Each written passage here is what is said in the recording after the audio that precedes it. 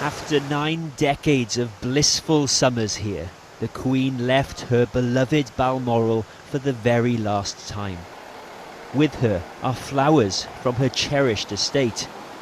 The coffin draped in the royal standard for Scotland. Over the River Dee, the cortege on its way.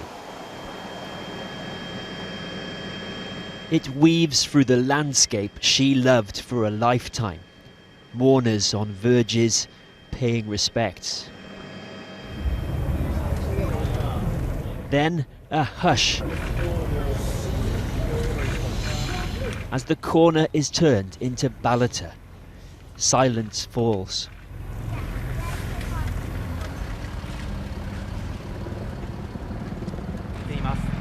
This Highland village that thought her to be family bid a final farewell.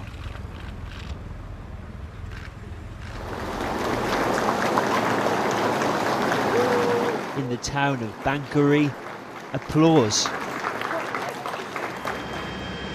Outside it, tractors form a guard of honour. Over the King George VI Bridge in Aberdeen, named after her father, our last king. In Mercat Cross in oldest Edinburgh, news proclaimed of our newest. Our only lawful and rightful liege lord, Charles III. The first proclamation of the new monarch outside London. Scotland at the heart of proceedings, however unfamiliar. God save the King!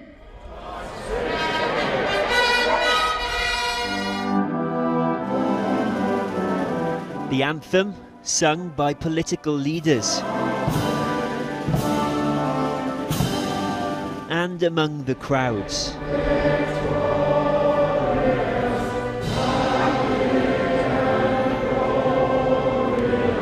Where we meet Ian, too sorrowful to join in. Does it feel slightly conflicted to be cheering the new king as we await the Queen here? Kind of, yeah. Yeah, it does. I did not cheer, I did not sing. I'm pretty mournful, really. Yeah, it doesn't really feel like a time for jubilation.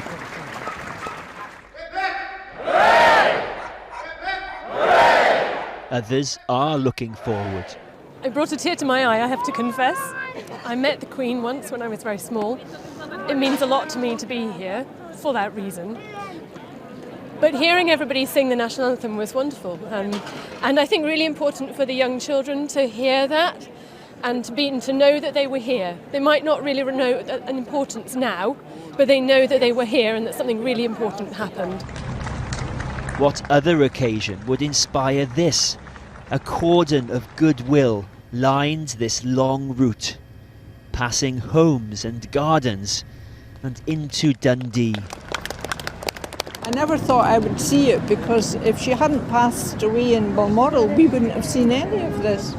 So I feel very honoured to be here today. Well, I think she is the true essence of what it means to be British, and she has worked effortlessly over the last 70 years for us, that it was only right that we pay our respects to her, and I'm glad we did.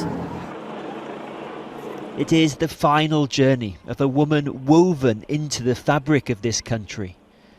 Across the Queensferry crossing, she opened just 5 years ago. Its sister structure, she opened more than 50 years earlier. We remember some moments of enormous solidarity when Her Majesty came here. She came here immediately after the Dunblane tragedy in 1996 and was a visible embodiment of the grief that we were all coping with here in Scotland and of course across the United Kingdom on that tragedy. So the Queen has been with us on some really sad days. She's also been with us on some really joyful days. I remember the day she came to open the Scottish Parliament in 1999. It was a day brimming with joy, and the Queen was right at the centre of that. Then the Queen's destination for now. The cortege greeted in the Scottish capital by streets heavy with sentiment. For mile after mile, until the Royal Mile. This cortege has passed many thousands of mourners, bidding the Queen the most gracious goodbye. From her cherished Highland retreat to the monarch's official residence in Edinburgh, the coffin brought in to the Palace of Holyroodhouse. The journey has been long. It will lie here tonight. Indeed, Kieran Jenkins, thanks very much. Well, I'm joined now by Baroness Davidson, the former leader of the Scottish Conservatives. Thank you very much for coming to join us here in the rain outside Holyroodhouse Palace. When you saw, as we all did, that coffin for the first time, that was quite a moment, wasn't it? It was a moment, and I saw it come in the car. I've been watching it on the TV screens, all of its passage all the way down from Balmoral to Edinburgh, and then to see the soldiers take it out of the back and get in formation and take it into the Palace of Holyroodhouse. It was a real punch in the gut, actually. It made it real, and there has been an unreality about the last few days, but that made it real for me today. And I was really taken aback by the crowds here in Edinburgh and also along the line of the cortege. I mean, thousands upon thousands of people. I wasn't surprised by that, actually. I knew that there would be hundreds, thousands of people that would want to make a physical point of being able to do something for Her Majesty. Collective grief, together. It was, but it's also a sense of doing right by someone that's always done their duty by us. And it's a small thing to leave your house and stand for an hour in the rain now, but sun before. But it's just that sense of making sure it was done right. And I'm really proud today to show that this part of the Scottish end of it has been done right. Talking of the Scottish end of it, she was very fond of Scotland. Balmoral was supposedly her favourite place, her favourite palace. The fact that she died past here, the fact that this is the first place a public woman lying at rest, how important is that for unionists like you? But there's a time and a place to discuss politics, and actually I don't think now is the time, and I don't think in the lee of where her coffin's sitting tonight is the place either. I think that there will be time for us to talk about that, but whether you're on the unionist or the independent side of the argument here, there will be people of both sides that lined the streets today that came out just to show somebody who did their duty that they also wanted to do their bit. And I think that what was so appealing about the Queen's love of Scotland is that it wasn't synthetic. It was utterly honest. She loved going to Balmoral and being able to shut those gates and to be free. It was a freedom for her to be there. No one wants to talk politics today, you're right, but these symbols are very powerful, aren't they? This is more show than tell. Well, look, I think people will look at this, and for all that it's one of the biggest news stories in the world right now, for all there's a global impact, for all that there's a national narrative, actually a lot of people are taking this very personally. I know when I heard the news on Thursday that she'd passed, my first thoughts were actually to people that I'd lost in my own life, and I think that's for a lot of people too. So we can absolutely, and I'm always happy to discuss politics. I'm a political animal after all. But sometimes it's time to put politics aside, and today, in the rain, here in Edinburgh, is one of those times. What do you think people here are expecting from the new monarch here in Scotland, from Charles III?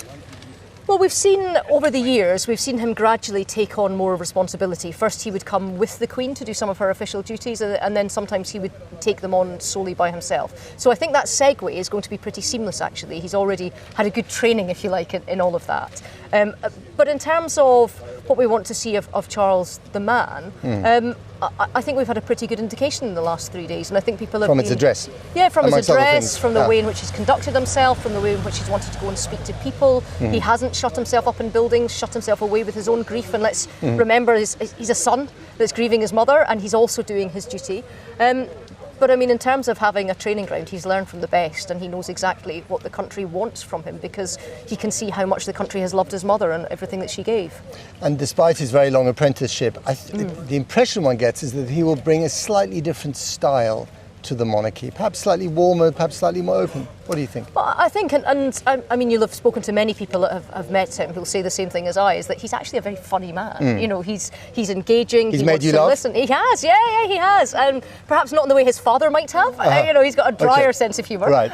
But and he is interested in people, and he wants to engage with them, and he's interested in issues. And many people have said that if he gets too involved in issues, that could be a problem. But I think he also, you saw in his address, he said, I understand what's expected of me. He's going to step back from some of these issues, isn't he? I think he may do, and be a king for all of the country. Brian S. Davidson, thank you very much indeed. Kathy. Thanks, Matt. Well, today has seen King Charles meet the Secretary-General of the Commonwealth, as well as High Commissioners from countries which were all at one time part of the British Empire. Let's go over to Fatima Manji, who's outside Buckingham Palace. Fatima. Well, just a few moments ago, the crowds here were pretty delighted to catch a glimpse of King Charles heading out from Buckingham Palace to Clarence House. And they were very, very pleased to be able to catch a glimpse of him. It was quite a roar, because as much as people are coming here to pay their respects to the Queen, it's also about the future and trying to see the future King Charles in action. But when we talk about the monarchy, it can never just be about the future, because the past is all around us. We're here at Canada Gate. You can see the Victoria Memorial just behind me. All the furniture, the symbols of empire are around us. When the Queen took the throne, the British Empire was just beginning to die out. What remains is the Commonwealth and 14 Commonwealth realms. Don't forget, King Charles is head of state in 14 other countries, apart from the UK. And what we are now going to see is how he deals with that relationship.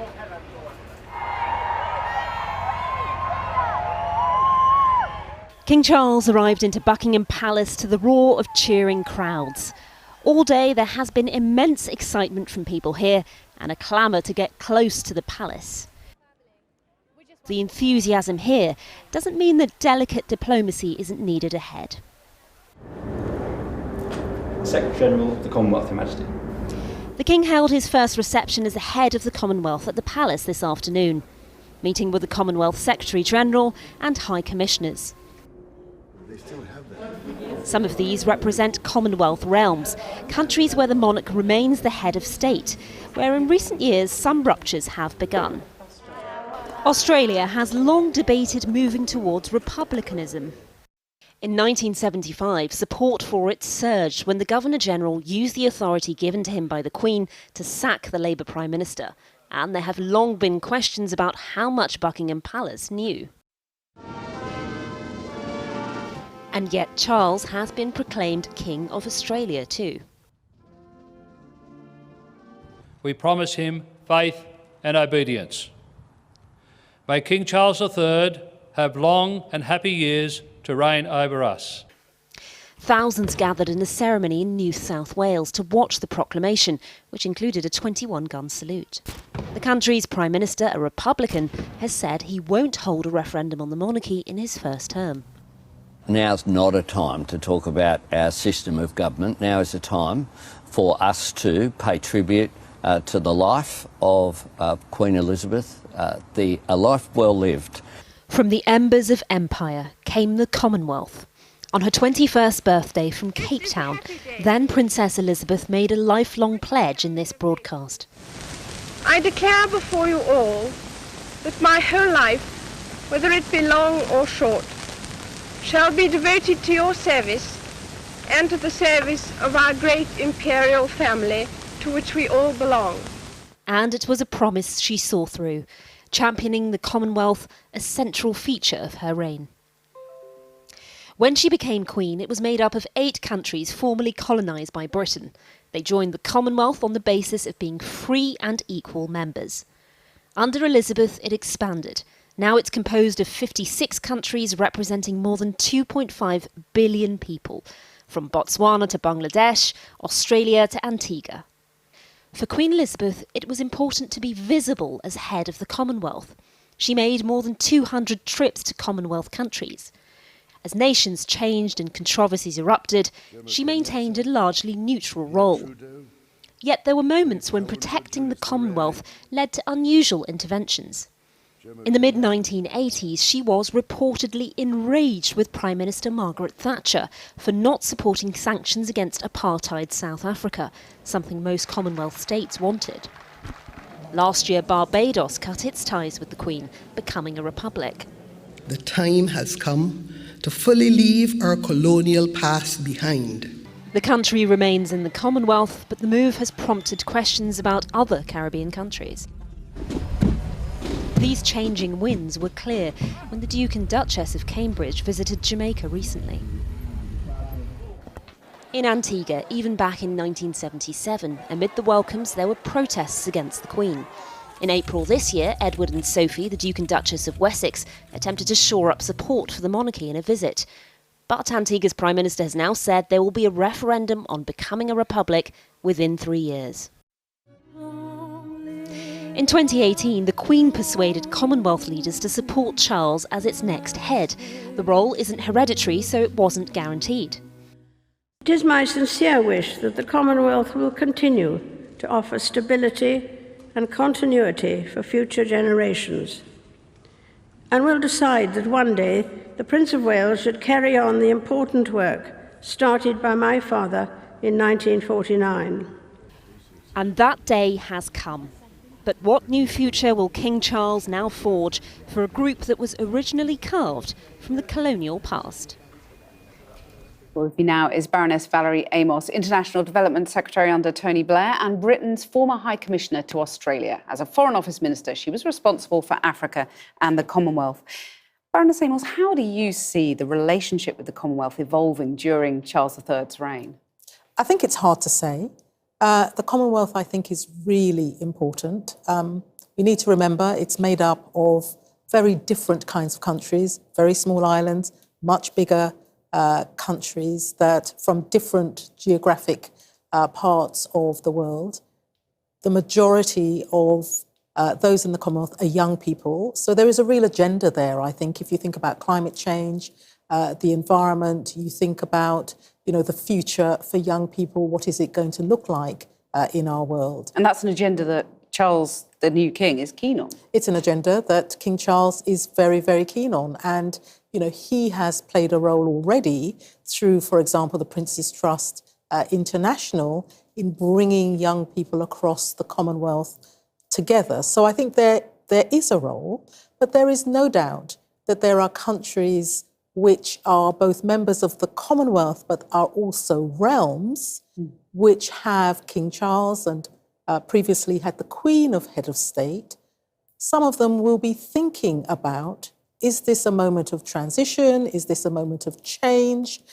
Should we be doing what Barbados and others have done, which is to retain our link to the Commonwealth, but at the same time become republics? And some of those countries have wasted no time, really, since the Queen's death in making that status plain. I mean, the leading paper in Jamaica said on Friday that the Queen's death would, and I quote, make Jamaica's break with monarchy easier.